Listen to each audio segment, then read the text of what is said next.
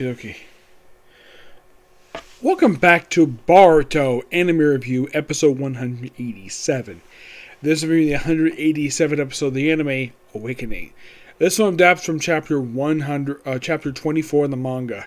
This one has some cuts to it, mostly put the cut some scene. They trim a couple scenes down. Well, probably for good reason. The episode starts off with an anime riddle sequence where you have Kawanaki, or young Kawanaki, trying to escape from Kara. And he basically just walks in the hallway, walks up the stairs. Seems like he's trying to find the accident, and he meets Garu, making his first appearance in the anime. And he looks completely different than he does in the manga. There's a good reason for that. For one thing, they explain why in the world he currently looks the way he does. So he basically says, "Oh yeah, so you got that. So you survived the experience. Okay, I'll teach you." And he's like, "No, I want to escape." And he probably thinks they'll use disrespect him, so basically uses his claw hands, which I'm sure they're probably like, if he wanted to use the bathroom, he probably hurt his groin with those hands. Why the heck he has these hands for? I have no idea. They say he replaced his arm, then why the heck they replace both his hands for these claw things? Yeah. So eventually Kawanaki uses his karma to simply eviscerate Garo's chin and pretty much his face. And later on we see him where he is massacring a ruined village where he apparently is wearing what looks like a gas mask. And he's basically bald. Also apparently his vocal damage as well. And then we cut to present day where we see Joggin have a meal. Now this sequence is from the manga. Except they actually updated what he was eating. Because in the manga, he basically looked like he was eating like this one tiny little piece of butter or whatever. In the anime, it seemed like a full course meal. Delta, of course, getting bored and impatient about Joggin coming back. So she smashes the table, which is in the manga too. And then he's like, "Calm down, I haven't finished eating yet." And of course, he just uses his power to restore the table and his food. And he's like, if you're worried about it, go right ahead. But you're under Joggin's orders. Like, okay. That's why she go against Garu. And then we cut back to basically where last week's episode left off. Where we have Team Konohamaru and Kisuke, along with the dog, meeting Kawanaki. And we see a bit of flashback here for him, where this is actually a trimmed down sequence in the manga, because we briefly see Joggin talking to Kawanaki's biological father for a bit, and then we see him says, "Oh yeah, I'm your father now." Now in the manga, there's actually a lot more what happens here. Like apparently, Joggin bought Kawanaki from his father.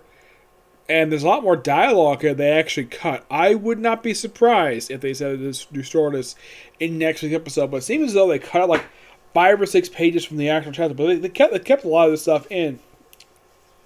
And then you have Kawanaki simply just waking up and says, "Don't touch me." He says, like, "Don't." And he says, "Don't touch me." He gets up. Now, they do in fact cut. Now, this sequence basically comes next. Is from the manga where he gets up, uses a little power-up sequence. This is from the manga, except they actually put some colors because in the manga it's just white thing. Also, unlike in the manga where Konohamaru's got a scarf around his neck, here he doesn't. No. Yeah, for some reason in the anime he doesn't have a scarf anymore. And Sadara, well, is not wearing the outfit she wears in the manga. In the manga, it's a completely different attire. In the anime, she's wearing her regular anime attire, which I like this one a lot better than the one from the manga. That's just my personal opinion anyways. And then they chat for a while, and of course, Kawanaki thinks they're car trackers.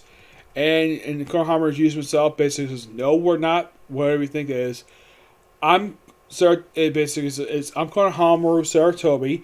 We are shinobi from the Land of Fire, representing, you're in the Land of Fire, representing the hidden village, Hidden Leaves."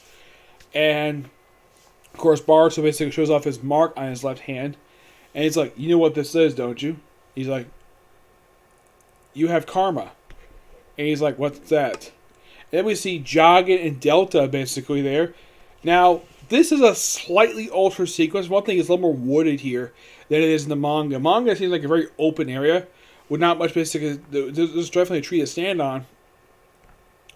But it seems like woods here. Also, there's a line earlier that Delta basically commented like, it's a slight wording change in the manga. In the manga, the Jaga tells Delta, you don't have an appetite. And in the anime, he says, "Are you dieting?"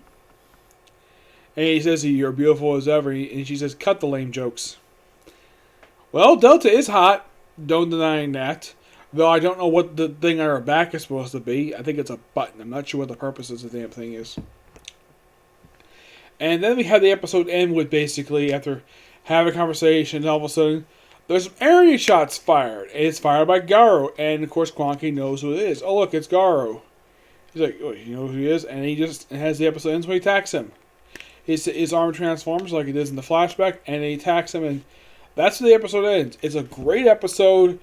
I do think basically trimming out some of the stuff basically was necessary. But I'm hoping at some point that the small 2 pages they cut from chapter 18 does get restored at the end of conclusion of this arc. I hope so, because I really like that sequence. Yeah, might see it, who knows. Okay, so that's it for this particular review.